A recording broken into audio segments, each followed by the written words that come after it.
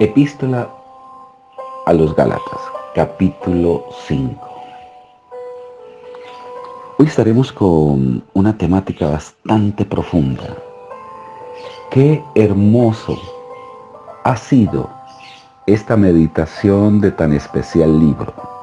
Mucho que aprender. La verdad que aquí vemos en esta epístola la gran profundidad que Dios establece a través de lo que es la dimensión de la gracia de Dios. La gracia es la única dimensión donde el hombre puede vivir en una verdadera libertad. La Biblia dice: conoceréis la verdad y esa verdad nos hará libre. Ahora, nosotros podemos estar esclavos del pecado, pero a la misma vez esclavos de cantidad de leyes. La ley eran 612 leyes, por cuanto había una saturación en psicología. Se ha estudiado que el hombre, cuando le establecen leyes, se vuelve más neurótico. Lo que hace Jesús es cumplir la ley, para que a través de la fe y a través del poder del Espíritu Santo el hombre pueda vivir en la libertad de lo que nosotros comúnmente llamamos ley. No es tanto someter al hombre en normas como hoy vemos en estos movimientos, no solamente judeo-mesiánicos, sino en otros movimientos, desafortunadamente como el movimiento adventista, que han sometido al hombre a tener que cumplir el día de reposo, y si no se cumple, se condena.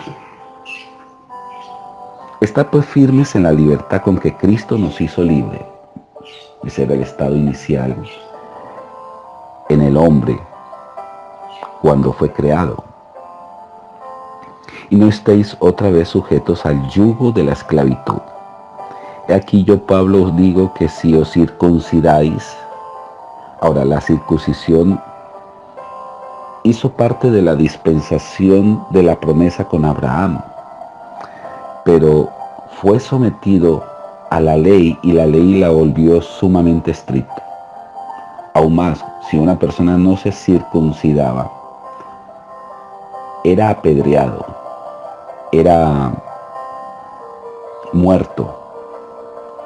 Dice aquí: y otra vez testifico a todo hombre que se circuncida que está obligado a guardar la ley. Es decir, que si usted dice que hay que circuncidarse y someter todos estos preceptos a la iglesia, pues quiere decirle que hay que guardar toda la ley irreprensiblemente.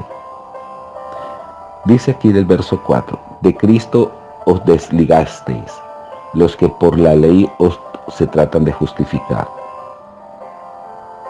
Y esto representa la gracia caída, porque dice: de la gracia habéis caído, pues nosotros por el Espíritu aguardamos por la fe la esperanza de la justicia.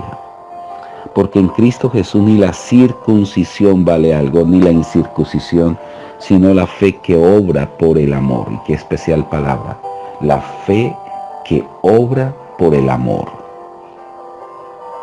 Hoy en día la circuncisión es del corazón. Esa circuncisión significa círculo. La circuncisión era una especie de pacto, porque se tenía que tocar el órgano viral y había sangre. La circuncisión formaba un círculo de protección. Lo que hace hoy en día es que cuando nuestro corazón ha sido circuncidado por el pacto de sangre de Jesús. Vosotros corréis bien, dice aquí en el verso 7. ¿Quién os estorbó para no obedecer a la verdad?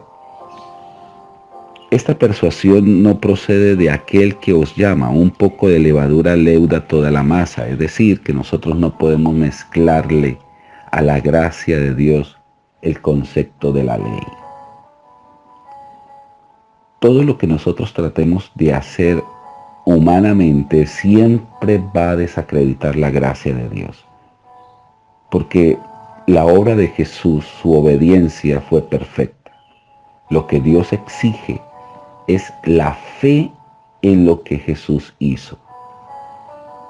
Yo confío respecto de vosotros en el Señor, que no pensaréis de otro modo, mas el que os perturba llevará la sentencia, quien quiera que sea. Y yo, hermanos, si aún predico la circuncisión, ¿por qué padezco persecución todavía? En tal caso se ha quitado el tropiezo de la cruz. Ojalá se mutilasen los que os perturban, porque vosotros, hermanos, a libertad fuisteis llamados, solamente que no uséis la libertad como ocasión para la carne, en otras palabras, libertinaje, sino servíos por amor los unos a los otros. Porque toda la ley en esta sola palabra se cumple: amarás a tu prójimo como a ti mismo. Pero si os mordéis y si os coméis unos a otros, mirad que también no os consumáis unos a otros. Y eso hacía la ley. La ley era muy estricta con el prójimo, a tal punto que diente por diente, ojo por ojo, que si algo te hacía el hermano, tenías toda la facultad para retribuirle con la misma moneda. La obra de la carne y el fruto del Espíritu. Digo pues, andad en el Espíritu, no satisfagáis los deseos de la carne, porque el deseo de la carne es contra el Espíritu y el Espíritu es contra la carne, y estos se oponen entre sí, para que no hagáis lo que quisierais. Pero si sois guiados por el Espíritu, no estáis bajo la ley. Y manifiestas son las obras de la carne. Vamos a ver cuáles son las obras de la carne: el adulterio, la fornicación, las inmundicias, las lascivias, la idolatría, la hechicería, enemistades, pleitos, celos, iras, contiendas, disensiones, herejías, envidias, homicidios, borracheras, orgías, cosas semejantes a estas, acerca de las cuales os amonesto, como ya os lo he dicho antes, que los que practican tales cosas no heredarán el reino de Dios. Mas el fruto del Espíritu, por esa razón, bajo la dimensión de la dispensación de la gracia, nosotros vamos a encontrar vida de resurrección y la vida del Espíritu, porque el Espíritu fue derramado en toda carne en la iglesia después del Pentecostés por el sacrificio de Jesús.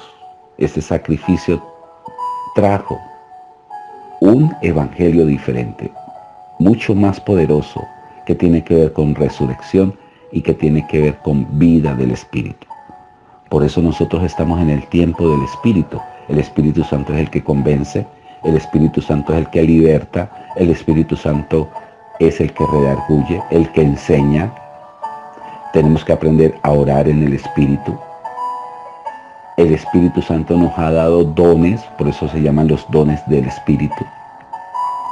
Pero también el fruto del Espíritu. Ahora, esta palabra fruto significa que el fruto es el trabajo de alguien que ha trabajado, y en este caso es el Espíritu Santo que trabaja en nosotros, que trabaja en nuestro carácter, y como fruto esto es lo que se tiene que reflejar. ¿Qué es lo que te tiene que reflejar? El amor, el gozo, la paz, la paciencia, la benignidad, la bondad, la fe, la mansedumbre, la templanza. Contra tales cosas no hay ley. Pero los que son de Cristo han crucificado la carne con sus pasiones y con sus deseos. Si vivimos por el Espíritu, andemos también por el Espíritu. No nos hagamos vanagloriosos, irritándonos unos a otros, envidiándonos unos a otros. ¡Qué profundidad! Impresionante lo que hemos aprendido.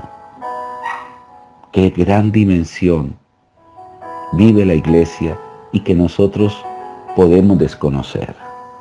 Amigo y amiga, le invito a seguir profundizando en estas grandes enseñanzas que traen estas cartas paulinas. Mil bendiciones, y mañana estaremos terminando este especial y hermoso libro llamado La Carta a los Gálatas. Bendiciones.